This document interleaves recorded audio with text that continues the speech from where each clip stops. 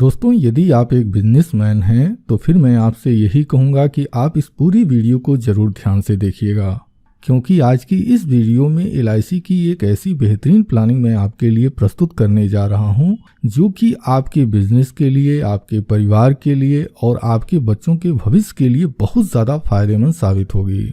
एक इंसान अपने जीवन में जो भी कार्य करता है वह अपने व्यवसाय से होने वाली आय के आधार पर ही करता है।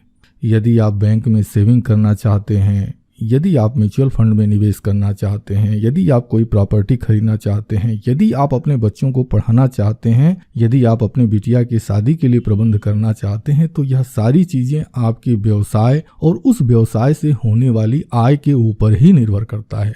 और LIC की यह जो बिजनेस प्रोटेक्शन प्लानिंग है, यह आपके बिजनेस की सुरक्षा के लिए बहुत ज़्यादा फायदेमंद साबित होगी। तो आइए अब हम समझते हैं कि LIC की यह जो बिजनेस प्रोटेक्शन प्लानिंग है, इससे क्या लाभ होता है। दोस्तों, LIC की यह जो बिजनेस प्रोटेक्शन प्लानिंग है, दो तरह का लाभ प्रदान करती है। पहला लाभ यह है कि यह आपके जीवन काल में बीमा सुरक्षा देती है, और दूसरा लाभ यह है कि LIC को यह पता है जब एक बिजनेसमैन बुजुर्ग हो जाता है, जब वह अपनी जॉब से रिटायर हो जाता है, तो उसको बुढ़ापे में कोई भी पेंशन का साधन उपलब्ध नहीं होता है। तो LIC की यह जो प्लानिंग है आपके बुढ़ापे के लिए एक फंड का निर्माण करती है। यह फंड इकट्ठा रूप में आपको वापस कर दिया जाता है। आप इस फंड का उपयोग पेंशन के लिए कर सकते हैं। दोस्तों, LIC के इस प्लानिंग को समझने के लिए सबसे पहले हमें बिजनेस को समझना जरूरी है। हालांकि मैं जानता हूं जब आप बिजनेसमैन हैं तो यकीनन मुझसे कहीं ज़्यादा आपको बिजनेस की जानकारी होगी। मैं आपके बिजनेस के विषय में जानकारी नहीं देने जा रहा हूं। आपके बिजनेस में जो फंड यूज होते हैं, पैसे की जो भूमिका होती है, मैं उस पर जिक्र करने जा रहा हूं। किसी भी बिजनेस को करने के लिए 3 तरह के फंड की आवश्यकता होती है। पहला फंड, यदि आप एक दुकानदार हैं तो यकीनन आप अपने दुकान में कुछ प्रोडक्ट रखते होंगे। जैसे मान लीजिए यदि आपका एक जनरल स्टोर है तो आपके जनरल स्टोर की दुकान में तमाम तरह के जनरल स्टोर से संबंधित प्रोडक्ट पड़े हुए होते हैं। अब यह जो भी प्रोडक्ट पड़े हुए होते हैं, यह एक फंड के रूप में होता है। जब आप इसको बेचते हैं तब इससे आपको इनकम मिलती है, आपकी कमाई होती है। दूसरा फंड आपके ग्राहकों के बीच में आपके द्वारा दिया गया उधार रुपए के रूप में होता है। मुझे यकीन है कि हर बिजनेस में कुछ न कुछ उधारी का धंधा होता ही होता है। तो यकीनन आपके पास भी कुछ ऐसे ग्राहक जरूर होंगे जो आपसे सामान खरीद कर लेकर जाते होंगे, लेकिन पैसे का भुगतान कुछ दिनों के बाद या 1 महीने के बाद जब उनको पेमेंट मिलता है तब वो करते हैं। इसके बाद आपका बिजनेस प्रभावित न हो, इसके लिए आपके गल्ले में या फिर आपके सेफ में कुछ न कुछ पैसे जरूर पड़े हुए होते हैं। यानी कि किसी भी बिजनेस को सुचारू रूप से चलाने के लिए यह 3 तरह के फंड की आवश्यकता होती है, और आपको इन तीनों ही तरह के फंड को मेंटेन करना बहुत ज़्यादा जरूरी हो जाता है। अब दोस्तों, किसी भी बिजनेस को करते समय यदि बिजनेसमैन के साथ कोई कैजुअलिटी हो जाती है, उदाहरण के तौर पर हम यह मान लेते हैं कि यदि बिजनेसमैन किसी दुर्घटना का शिकार हो जाता है तो इसका बहुत बुरा प्रभाव आपके बिजनेस पर पड़ता है। सबसे पहला जो तात्कालिक प्रभाव कहा जाए वह यह हो सकता है, सपोज दैट मान लीजिए कोई बिजनेसमैन है, उसका एक्सीडेंट हो गया, तो उसके जो परिवार के सदस्य होंगे, उसके हित मित्र होंगे, वह उसको हॉस्पिटल में एडमिट कराते हैं। अब एडमिट कराने के दौरान ही तत्काल देखिए, हर व्यक्ति अपने भविष्य को सुरक्षित करने के लिए कुछ पैसे बैंक में, पोस्ट ऑफिस में और दूसरी जगह पर सेव करता रहता है। लेकिन कुछ पैसे तो ऐसे होते हैं जिसको कि तत्काल कैश किया जा सकता है, कुछ पैसे ऐसे होते हैं कि जिसको तत्काल कैश नहीं किया जा सकता। जैसे में सेविंग अकाउंट, आज की डेट में तो तमाम माध्यम हैं, आप ATM के थ्रू, इंटरनेट बैंकिंग के थ्रू आप पैसे को तत्काल कैश कर सकते हैं। अब जब किसी परिवार का कोई सदस्य एक्सीडेंट हो गया है और उसका इलाज कराना होता है, तो परिवार के सदस्य सबसे पहले ऐसे पैसे को कैश करते हैं, ऐसे पैसे को निकालते हैं जो कि आसानी से उनके हाथ में आ जाता है, और इस पैसे का उपयोग वह जो परिवार के सदस्य हैं उस व्यक्ति के जीवन को बचाने के लिए करते हैं। यह सबसे पहला और सबसे विकट असर जो है बिजनेस के लिए पड़ता है।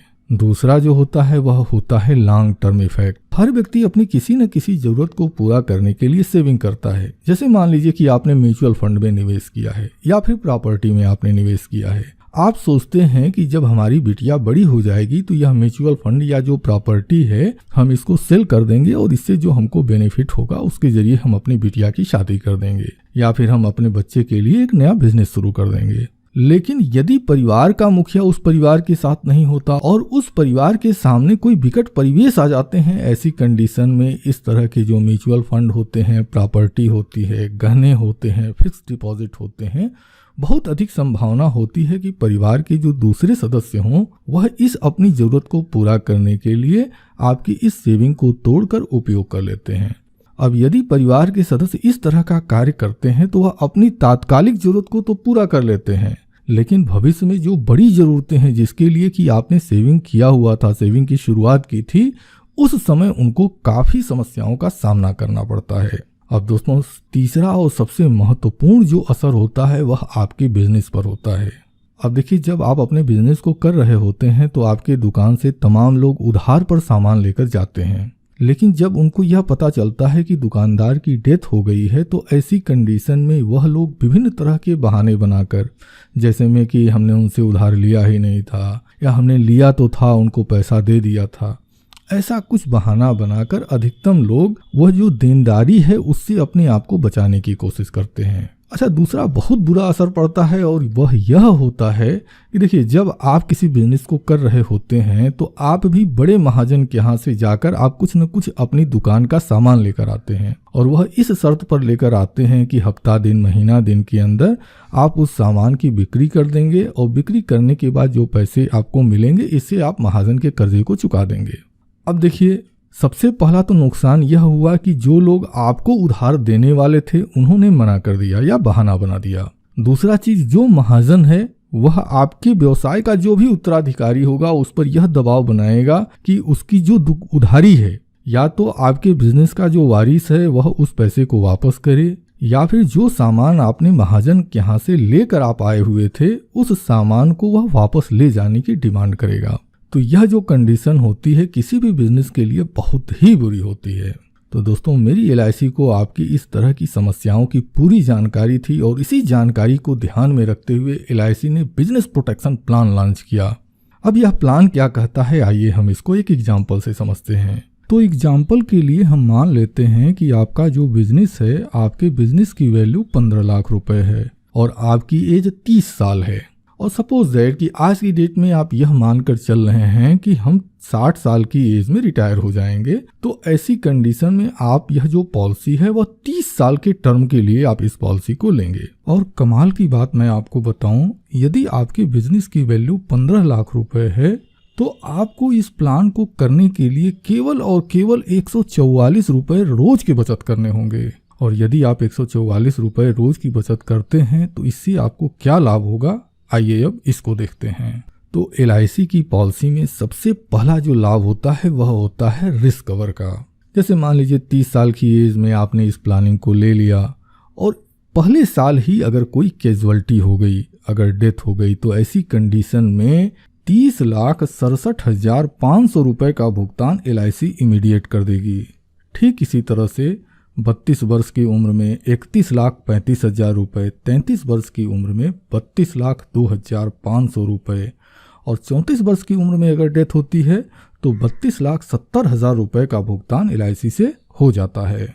यानी जैसे जैसे आपकी उम्र बढ़ती जाएगी, पॉलिसी की अवधि बढ़ती जाएगी, वैसे वैसे यह आपका जो जोखिम कवर है वह भी बढ़ता जाएगा। LIC को यह भी पता है कि हमारे बिजनेसमैन को समय समय पर पैसों की आवश्यकता पड़ती है, तो LIC ने इसमें यह भी व्यवस्था बनाया है कि आप अपनी इस पॉलिसी के ऊपर ही जब भी कभी आपको जरूरत समझ में आती है आप लोन के लिए अप्लाई कर सकते हैं और आप इस पॉलिसी से लोन ले सकते हैं। अब दोस्तों, यह जो जोखिम कवर हो रहा है, यानी कि यह जो रिस्क कवर आपको मिल रहा है, ईश्वर न करे कल की डेट में अगर आपके साथ कोई कैजुअलिटी होती है और सपोज दैट कि आपके जो नॉमिनी है उसको यह पैसे मिल जाते हैं, तो आप खुद सोच कर देखिए, वह बड़ी ही आसानी से, सपोज दैट इलाज के दौरान अगर परिवार के सदस्यों ने किसी से कुछ कर्ज लिया है, उस कर्ज को भी आसानी से वह चुका सकते हैं। इसके बाद महाजन के पैसे को वापस कर सकते हैं, और तो और इस पैसे के कुछ हिस्से को आपके बिजनेस में भी इन्वेस्ट करके और मजबूती ढंग से इस बिजनेस को आगे बढ़ा सकते हैं।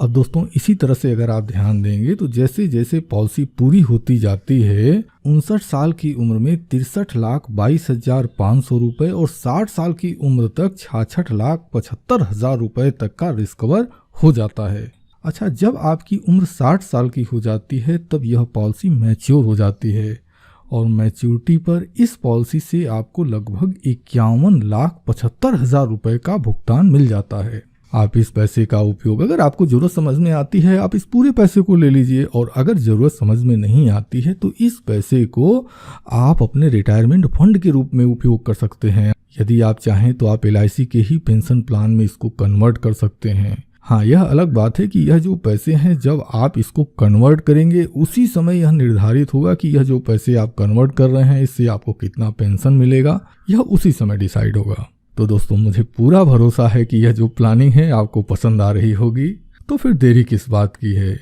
देखिए, LIC के पॉलिसी की जो प्रीमियम होती है वह अलग अलग उम्र में अलग अलग होती है। ठीक इसी तरह से अलग अलग लोगों के जो बिजनेस हैं वह बिजनेस अलग अलग अमाउंट के हो सकते हैं। उदाहरण के लिए कोई बिजनेस 5 लाख रुपए का हो सकता है, तो कोई 25 लाख का हो सकता है, कोई 50 लाख का हो सकता है, तो कोई 2 से 5 करोड़ का भी हो सकता है। तो आप अपने लिए अगर इस प्लानिंग को समझना चाहते हैं तो देखिए, स्क्रीन पर LIC एजेंट की पूरी जानकारी दी गई है। आप इनके मोबाइल नंबर पर कॉल करके या फिर ईमेल ID पर मेल के जरिए आप इनसे संपर्क कर सकते हैं, और आप इस प्लानिंग को समझने के लिए आप इन्हें बुला सकते हैं। दोस्तों मैं उम्मीद करता हूं कि इस वीडियो में जो जानकारी मैंने आपको दी है यह जानकारी आपके लिए उपयोगी रही होगी।